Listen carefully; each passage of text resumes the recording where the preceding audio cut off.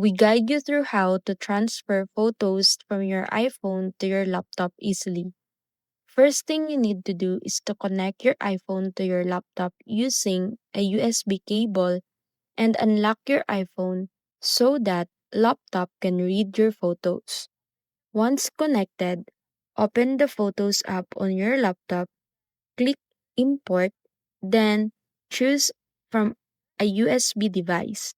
Your laptop will scan your iPhone and show all available photos. Simply select the images you want to transfer or choose Import All to move everything. Make sure you keep your iPhone connected during the process so nothing gets interrupted after the import is done. Your photos will be saved on your laptop, ready to view, organize, or back up anytime.